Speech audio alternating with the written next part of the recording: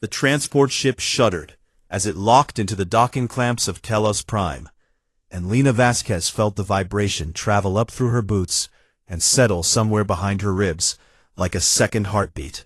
She stood in the back of the shuttle bay with her single regulation duffel slung over one shoulder, watching through the narrow viewport as the station world filled her vision. A massive ring of silver and gray metal, spinning slowly against the black of space, covered in towers and landing platforms and blinking lights that stretched on for miles in every direction. This was the Veyrath Combat and Survival Academy, the most respected military training institution in the entire Galactic Union. And she was the first human to walk through its doors in over 6 cycles. The bay doors opened with a hiss of pressurized air, and Lena stepped out into a corridor so tall that the ceiling vanished into shadow above her head. She was not a tall woman, 5'6". On a generous day, brown-skinned, dark-haired, compact in the way that a tightly wound spring is compact. And the corridor had clearly been designed for species that stood 8 or 9 feet as a matter of routine. Her boots made small sounds against the metal floor as she followed the illuminated guide strips toward Orientation Hall. And every step reminded her just how far from home she was. The hall itself was enormous, a curved amphitheater carved from the bones of the station, and it was already filling with bodies, dozens of them, in every shape and color and configuration that evolution had seen fit to experiment with across 1,000 worlds. Lena found her assigned section and sat down, placing her duffel between her feet, and she watched the others file in with quiet, careful eyes. The Graxians came first, towering reptilian-adjacent beings with 4 arms each and skin like cracked stone, their movements heavy and deliberate. Earthquake. Behind them came the Velesi, slender and sharp, with 4 arms that ended in ridges of exposed bone that could cut through composite steel like paper. Then the Korvathi, who did not so much walk as roll forward on thick legs beneath shells of natural armor that made them look like living tanks. And then there were others, Pelori, with their translucent skin and 6 eyes, Drenith, who communicated partly through color changes in their crests, and species Lena did not yet have names for, all of them larger or faster or harder or more dangerous than she was in at least one obvious way. She pulled her gloves from the side pocket of her duffel and tugged them on. Worn leather, chalk-dusted, with reinforced palms and Velcro wrist straps that she tightened with her teeth. They were lifting gloves, the kind you could buy at any gym supply store back on Earth for $20, and they fit her hands like old friends. A shadow fell over her, looked up into 4 yellow eyes, set in a face like a cliff wall.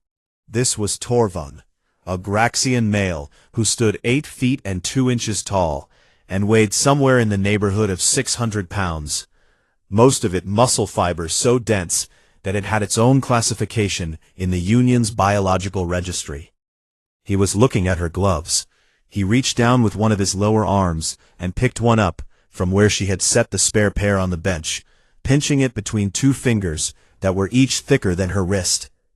"What is this?" he said, and his voice sounded like gravel being poured into a metal drum. "A costume for your appendages." Laughter rippled through the nearest rows. Not cruel exactly, but not kind either. The easy amusement of beings who had never once in their lives needed to protect their hands from anything. A Velesi female leaned forward from the row behind. This was Silith, and she would turn out to be one of the fastest beings Lena had ever seen, but right now she was just a curious face with blade-sharp cheekbones and an expression of genuine confusion. "I do not understand," Silith said, and her voice was like 2 tones layered on top of each other. "You have no claws to shield, no venom glands to protect. What purpose do the hand coverings serve?" From the other side, a heavy thud announced Drenith, the Korvathi, settling onto the reinforced bench that had been provided for his species, his shell scraping against the backrest with a sound like stone on stone. "Perhaps it is a cultural decoration," Drenith offered in his slow, grinding way. "Humans are known for sentimental attachments to objects. Lena said nothing to any of them.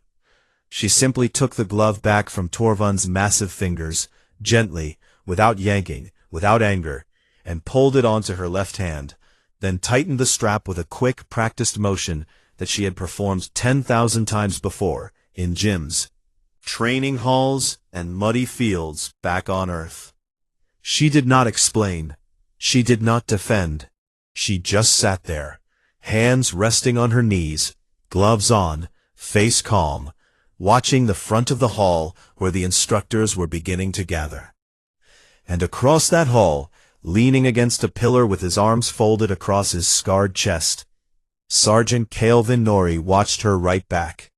He was Drelith, tall, scaled, with a face full of old combat scars and eyes that had seen more violence than most beings could imagine in their worst nightmares.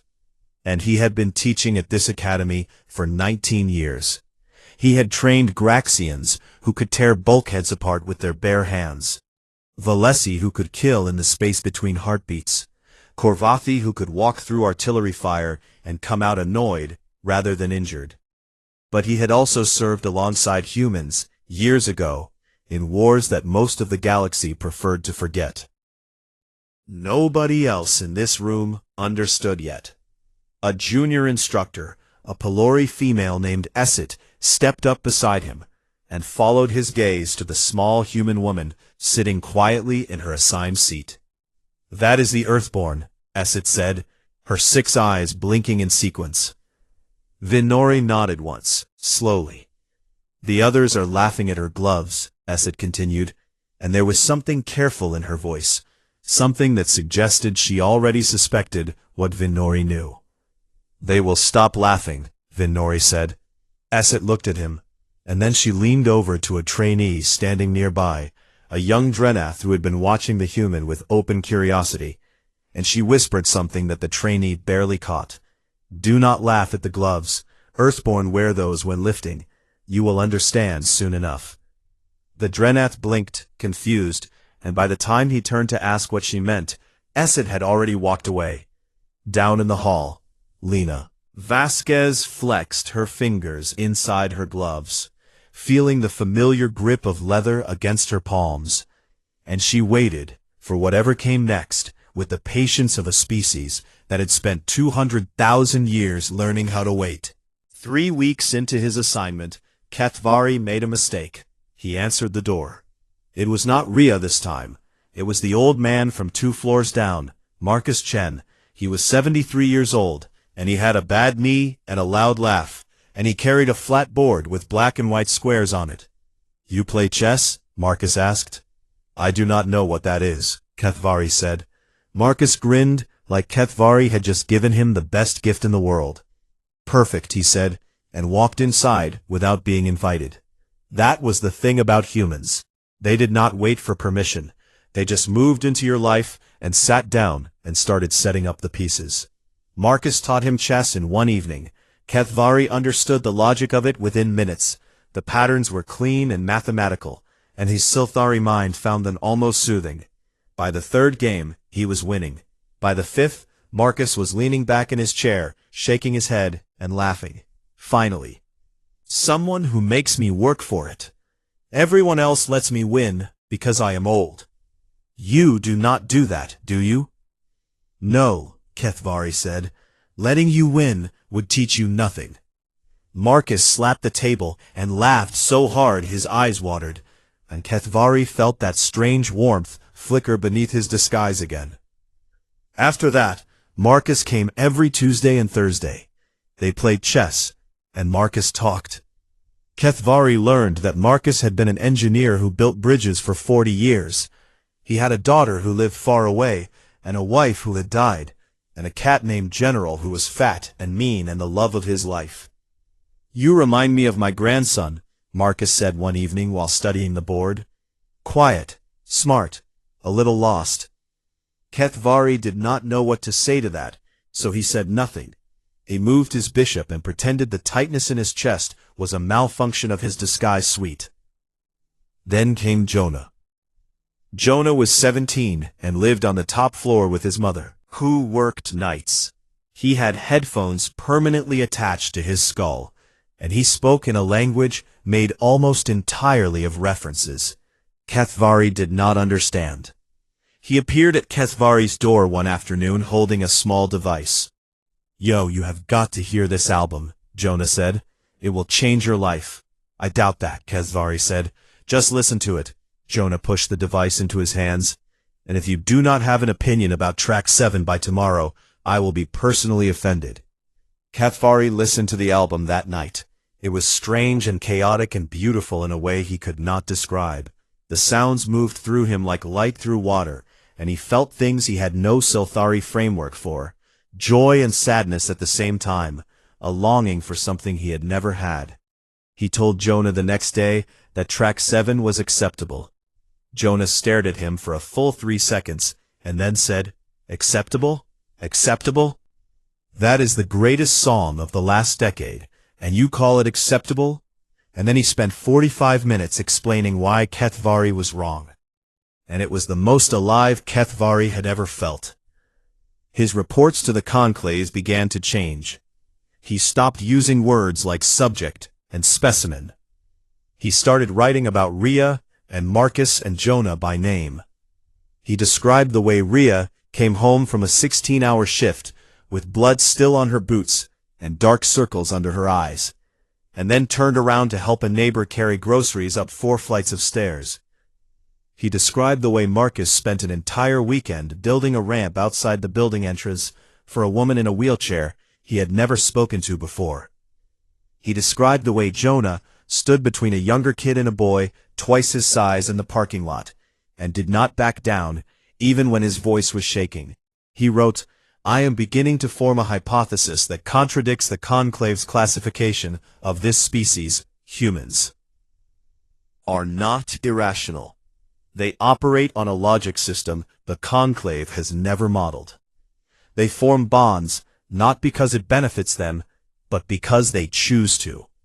They protect not because they are strong, but because they have decided that some things matter more than strength." He sent the report and waited. Archivist Dothane's response arrived within hours. Her light patterns were transcribed into text, but he could feel the cold disapproval radiating from every word. "Observer Kethvari, your reports have become increasingly subjective. You are displaying signs of cultural contamination. I remind you that your function is to observe and record, not to form emotional attachments to research subjects. Maintain professional distance, or you will be recalled." He read the message twice, and then closed it, and sat in the dark for a long time. He knew Dothane was right, by Silthari standards. He was compromised. He had let these humans get too close. He had started to care about them. And caring was not in his mission parameters. But the Silthari had a gap in their understanding. They had built an entire civilization on the principle that distance was wisdom, that observation was superior to participation, that feeling was a weakness to be managed. Humans believed the opposite. They believed that connection was the whole point, that you could not understand something you refused to touch, that wisdom without love was just information. And Kethvari was beginning to think the humans might be right. The night everything changed started with rain. He was walking home from the small shop where he bought food he did not need, but had started eating anyway, because it reminded him of Rhea's cooking. The rain came down hard and sudden, and his disguise suite, which had been flickering for days, finally glitched. It was only a moment, a split second, where the holographic shell around his left arm dissolved, and his true skin showed through, and glowing with soft blue light, like moonlight trapped underwater. Rhea was standing 3 steps away. She had been walking toward the building entrance, with her jacket pulled over her head against the rain, and she saw it. She saw the light. She saw the skin that was not skin. She saw something that should have been impossible. Kethvari froze. Every Silthari protocol screamed at him to run, to activate his emergency beacon, to disappear into the night, and never come back. His cover was blown. His mission was over. Everything he had built here was about to collapse. Rhea stared at his arm. Then she looked up at his face. Her eyes were wide, but not with fear, not with the panic or the screaming that every galactic model predicted from a pre-contact species encountering alien life for the first time. She was curious. "You are not from around here, are you?" she said quietly. The rain fell between them, and the city hummed, and somewhere in the distance, a car horn blared, and a dog barked, and the world kept spinning the way it always did, loud and messy and wonderfully alive. Ketvari opened his mouth to lie, to explain it away, to say it was a trick of the light. But Rhea stepped forward and held her umbrella over both of them, and said, "Come inside, you look cold." And Ketvari, who had been trained in the art of silence and distance and careful observation, did the most human thing he had ever done. Rhea did not scream. She did not run. She did not call anyone, or grab a weapon, or do any of the things the Conclave's behavioral models predicted a human would do upon discovering that the quiet neighbor across the hall was not human at all. She made tea. She sat Ketvari down at her kitchen table, and she made 2 cups of something hot and dark and bitter, and she placed one in front of him and sat across from him and said, "Okay, talk." So he talked. He told her everything. He told her about the Silfari and the Conclave of Knowing and the vast galactic community that stretched across 10,000 star systems. He told her that humans were classified as Category 7, which meant they were considered too unstable for contact. He told her that he had been sent to watch them the way a scientist watches insects through glass. Rhea listened to all of it without interrupting. When he finished, she took a long sip of her tea and said, "Category 7, huh?" "Yes." "What category are your people?" "We are Category 1, the highest classification. We are considered the most civilized species in the known galaxy." Rhea looked at him for a moment, and then she laughed. It was not a cruel laugh. It was the kind of laugh that meant she found something deeply and wonderfully absurd. "The most civilized people in the galaxy sent you to spy on us alone, with no backup and no friends," she said, "and you think we are the unstable ones?" Ketvari did not have an answer for that. Over the next 2 days, he told Marcus and Jonah. Marcus took it better than expected.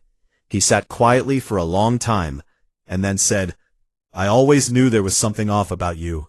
You never blink enough." Jonah's reaction was less calm. He paced around the room for 20 minutes, asking questions so fast Ketvari could not answer half of them, and then finally stopped and said, "So aliens are real, and my neighbor is one, and nobody is going to believe me about this." "You cannot tell anyone," Ketvari said. "Obviously," Jonah said, "because nobody would believe me." For a brief window of time, something like peace settled over Ketvari's life. He was known. He was accepted. He was still an alien living in a building full of humans. But now he did not have to pretend. And the relief of that was so overwhelming, he thought his skin might never stop glowing. Then the sky changed. It happened on a Tuesday at 4:17 in the afternoon. The light shifted first. A copper tint crept across the horizon like rust spreading over metal. The clouds thickened and darkened, and then the air pressure dropped so fast that windows cracked across the city. Ketvari felt it before he understood it. A deep vibration in his chest, a frequency he recognized from his training. Not natural, not terrestrial. He ran to his equipment and activated his long-range scanner, and what he saw made his blood go cold. Ships, dozens of them, massive, black shapes, hanging in orbit above the planet, like predators circling wounded prey. The silhouettes were unmistakable, angular and brutal, with harvesting arrays that spread out like the legs of enormous spiders. Vekari. Every species in the galaxy knew the Vekari. They did not conquer worlds, they consumed them. They dropped into a system and they stripped it bare.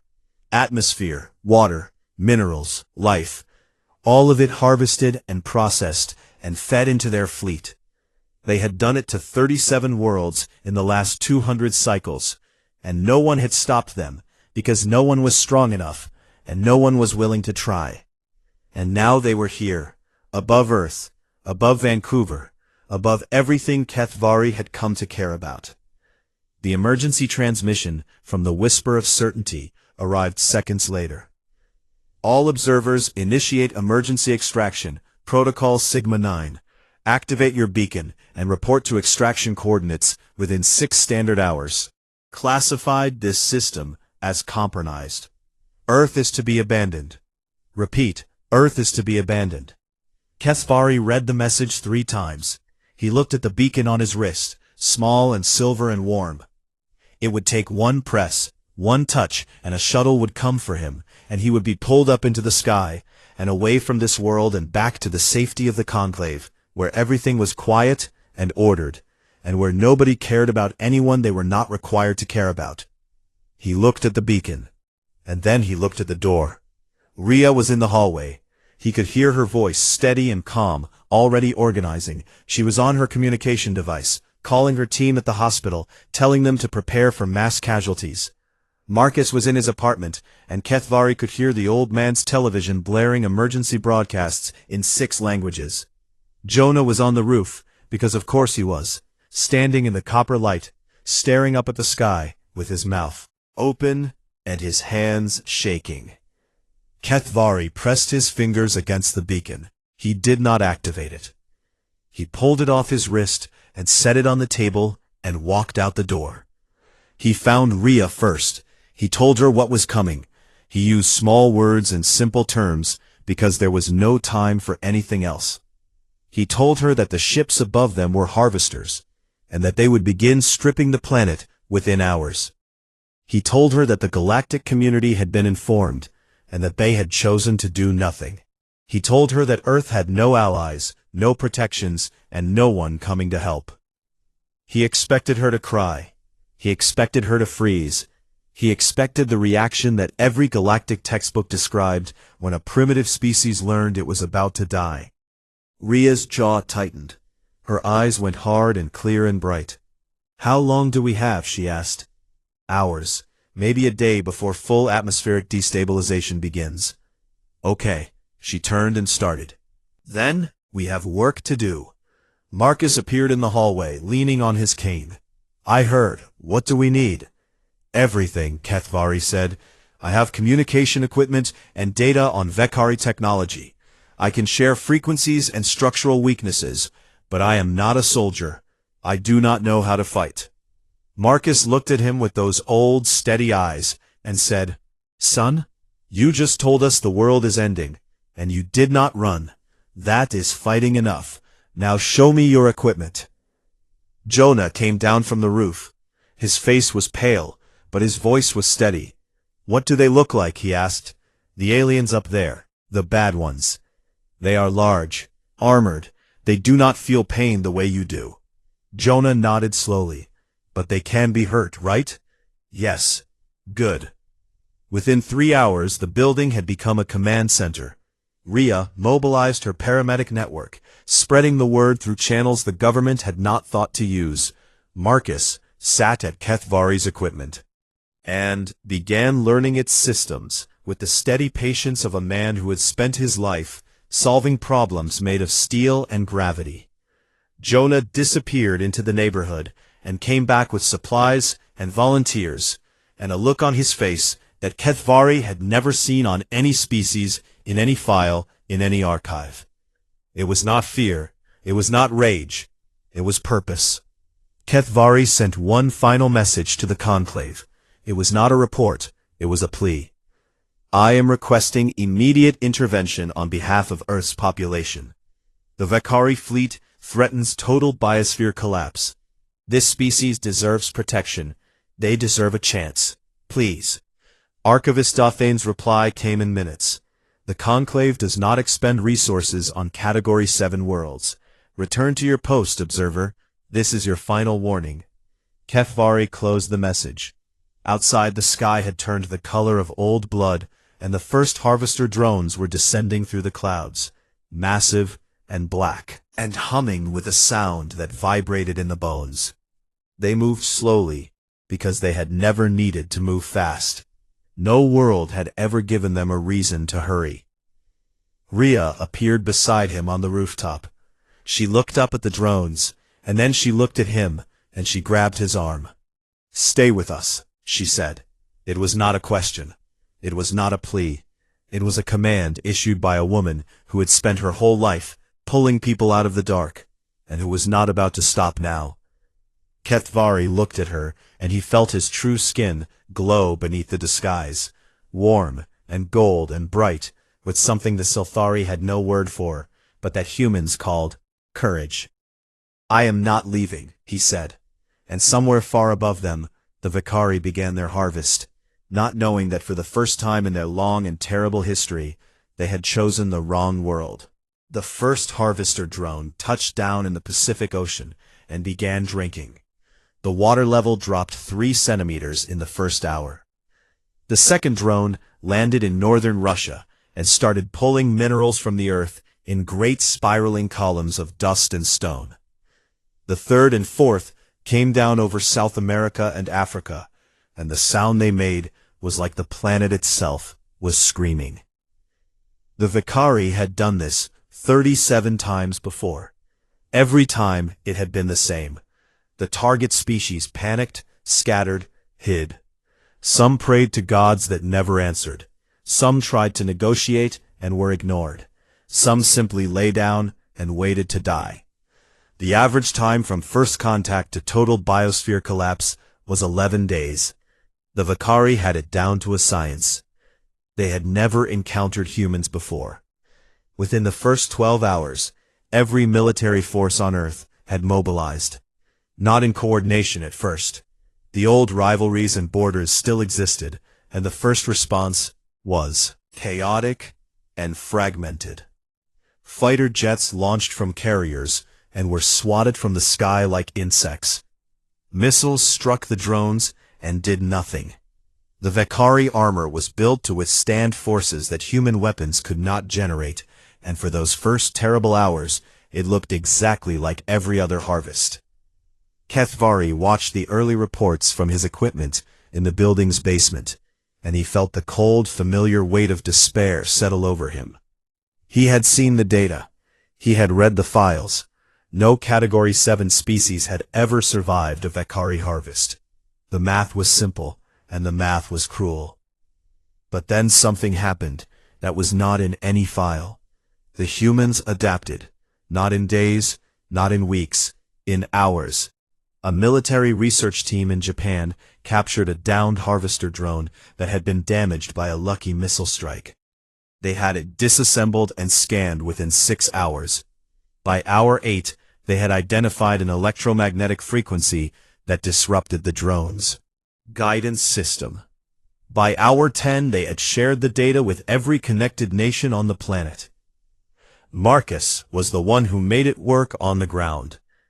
He sat at a workbench in the building's basement, surrounded by salvaged electronics and wiring, and he built something that should not have been possible.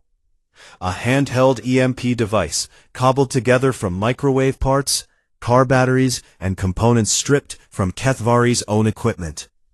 It was ugly, it was crude, it looked like it might explode at any moment. It worked. The first time Marcus activated it, a harvester drone 3 blocks away shuddered and dropped from the sky like a dead bird. It crashed into an intersection, and the humans around it did not run. They swarmed, they pulled it apart with tools and bare hands, and they learned from it. And within days, there were hundreds of devices like Marcus's scattered across the city, and then across the country, and then across the world. Kethvari contributed everything he had. Fed Vakari behavioral data into human military networks. He shared communication frequencies, shield rotation patterns, structural weak points that the Conclave had cataloged and filed away and never once used to help anyone. He translated Vakari transmissions in real time and passed them to Rhea, who relayed them to emergency coordination centers that had sprung up in schools and hospitals and parking garages. He was not a warrior. He had no weapons and no training, and his body was fragile enough that a hard fall could break his bones.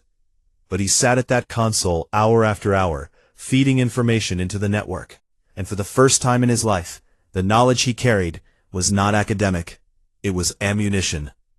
Rhea was everywhere. She ran triage stations under skies that burned copper and black. She pulled survivors from collapsed buildings and treated wounds with supplies that were running low, and she did not stop. When her hands shook, she steadied them.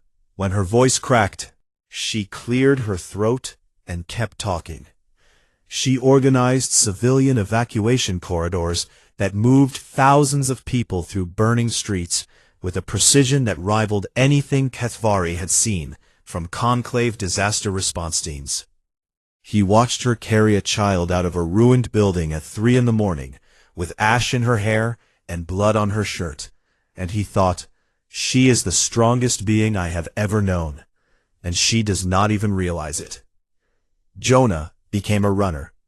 He was 17 years old and too young for what was happening, but no one had time to argue about age anymore. He rode his bicycle through streets choked with smoke and debris, carrying messages between resistance cells when electronic communications were jammed. He knew every alley and shortcut and rooftop path in the neighborhood, and he moved through the chaos like water through cracks. He was scared. Kethvari could see it in the way his hands trembled on the handlebars. But he never stopped. He rode out every morning and came back every night. And each time he returned, he brought something useful. A box of medical supplies, a working radio, a map of Vekari patrol patterns hand-drawn by a 12-year-old girl who had been watching from her window. The Vekari began to notice that something was wrong. Their harvests did not usually encounter resistance, and certainly not resistance that escalated. Their drones were being destroyed. Their communication frequencies were being monitored. Their patrol patterns were being predicted. The schedule that had worked flawlessly on 37 worlds was falling apart on the 38th. They escalated. They deployed ground forces for the first time, massive armored soldiers that stood 3 meters tall and carried weapons that could level a building in a single blast. They expected the humans to break. The humans did not break. They fought in the streets and in the tunnels and on the rooftops. They used improvised weapons and captured Vekari technology and tactics that no military academy had ever taught, because no military academy had ever planned for this.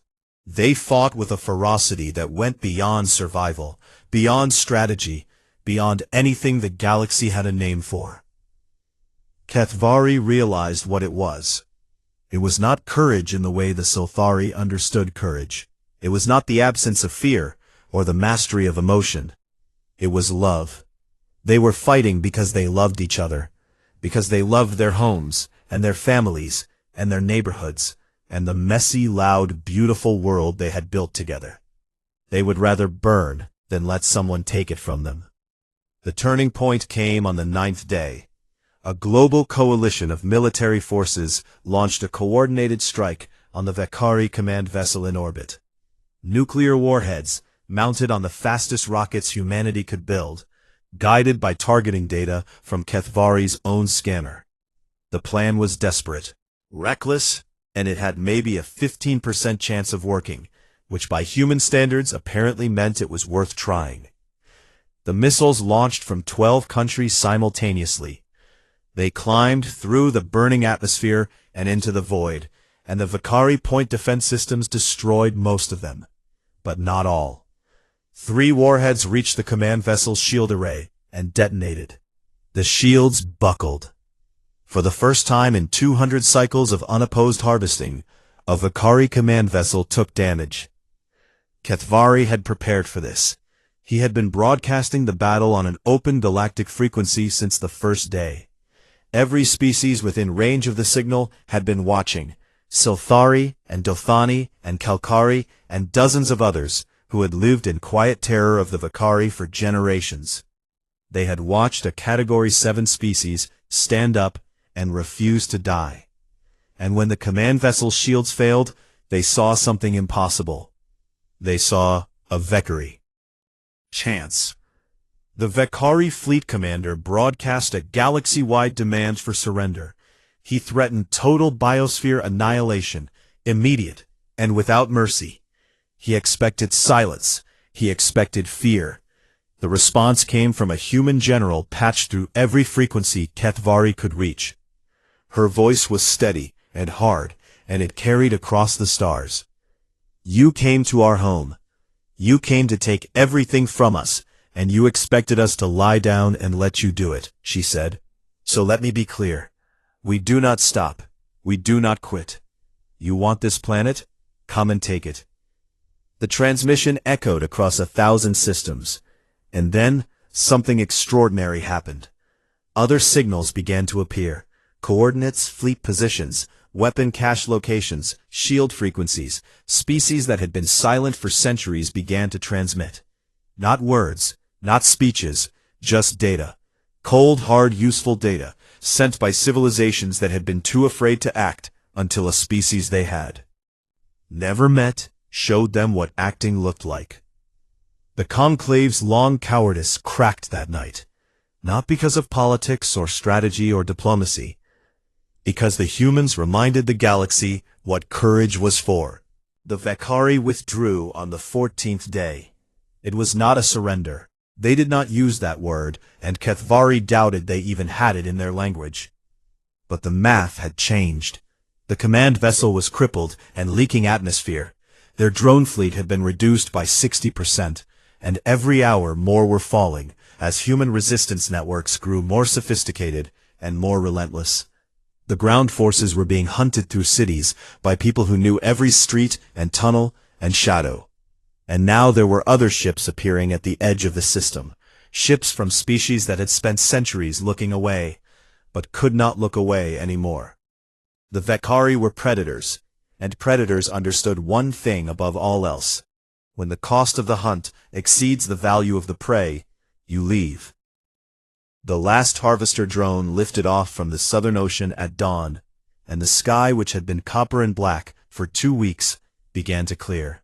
Golden shafts that hit the water, and the ruined cities and the faces of people who had not slept in days, and they stood in the light and they breathed. It was not a clean victory. Nothing about it was clean. Cities were gone. Entire coastlines had been reshaped by the harvesting. The death toll would take months to count, and the number, when it came, would be staggering. Millions of lives lost in 14 days of fire and noise and desperate, impossible resistance. But Earth stood. The planet was scarred and bleeding and exhausted, but it stood and it breathed, and its people were still here, and they were already beginning to rebuild, because that was what humans did.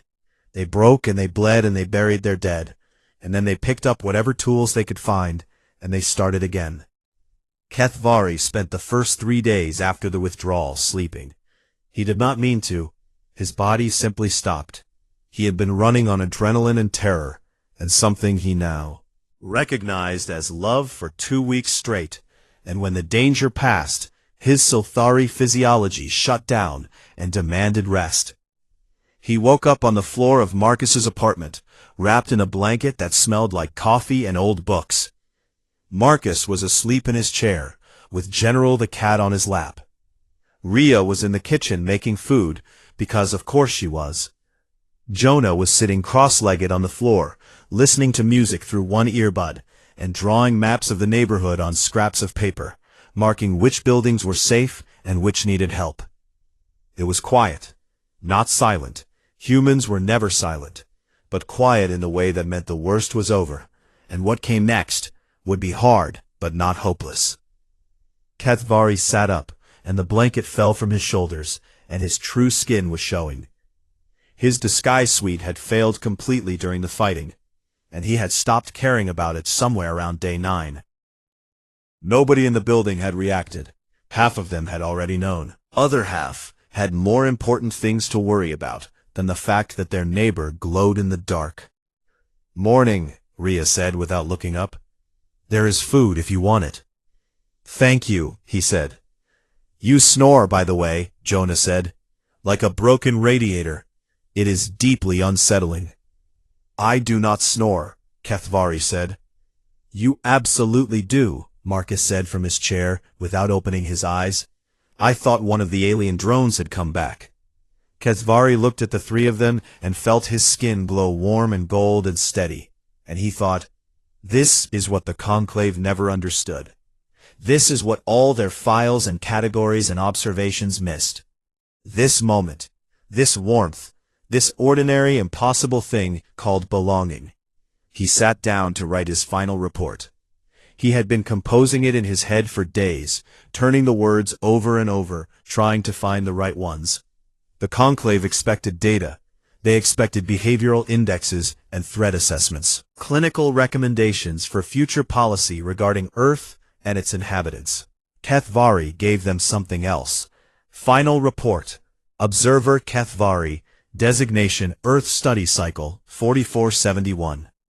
You sent me to this world to observe a species you classified as Category 7, pre-contact curiosity. You told me they were primitive, volatile, irrational. You told me to keep my distance, to take my notes, and to come home. I need to tell you that you were wrong. Not about the facts. Humans are volatile. They are irrational by our standards. They are loud and messy, and they make decisions that no Silthari would ever make. They run toward danger instead of away from it. They form bonds with creatures and people who offer them nothing in return. They love fiercely and foolishly, and without any guarantee that the love will be returned. But you were wrong about what those things mean. You classified their unpredictability as instability. It is not. It is adaptability. Emotional bonds as weakness. They are not.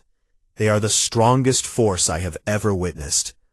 You classified their willingness to fight and die for each other as primitive aggression. It is not. It is something our species lost so long ago we forgot it ever existed. When the Vekari came, you told me to leave.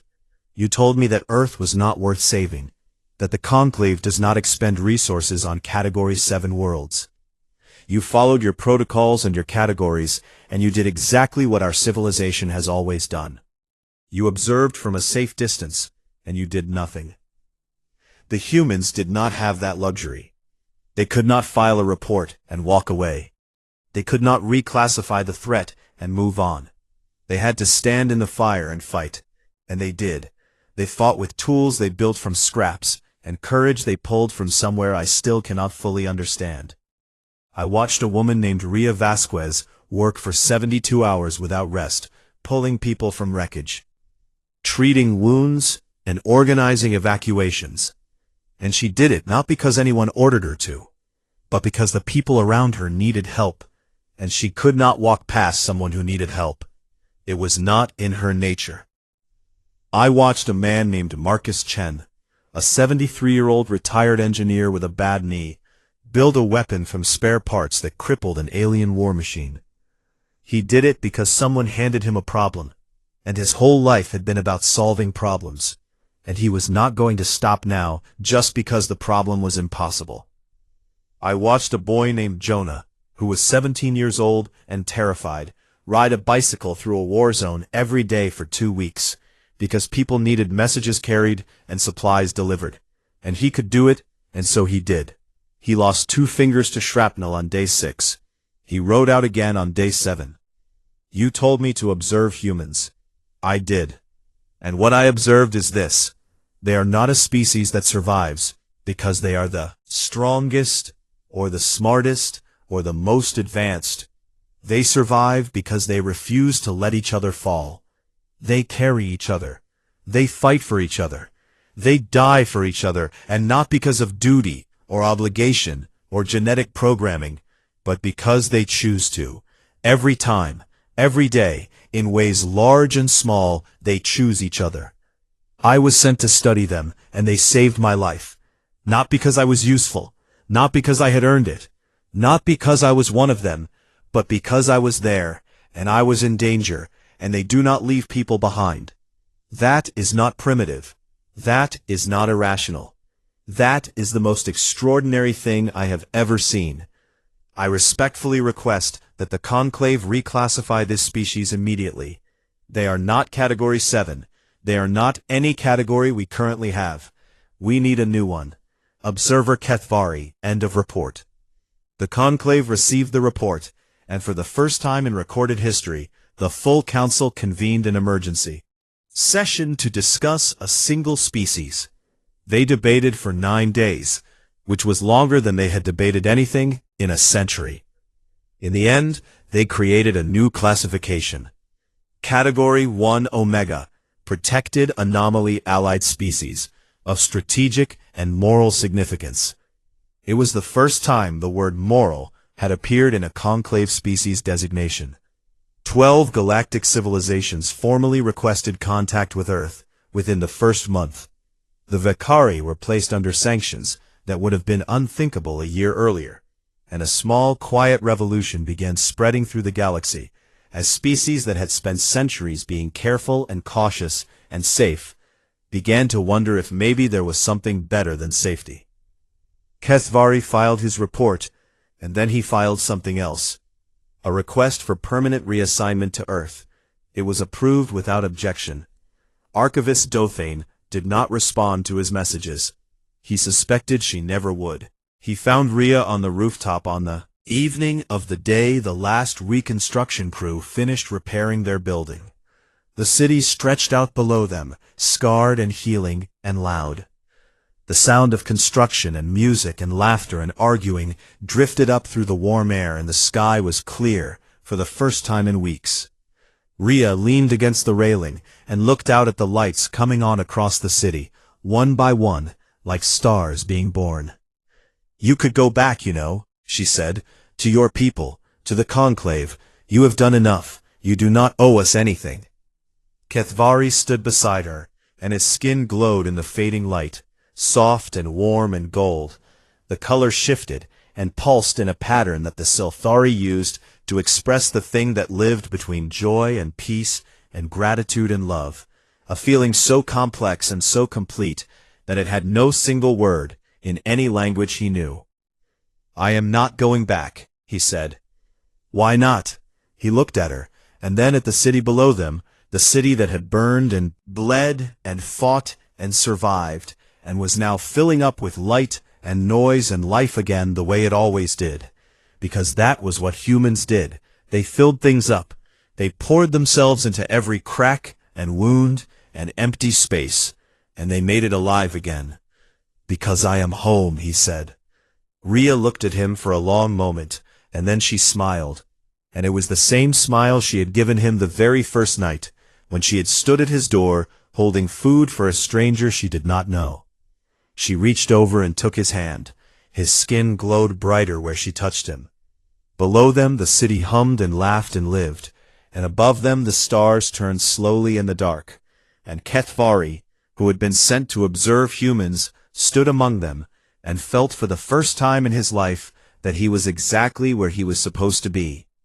Not an observer, not a guest. Home.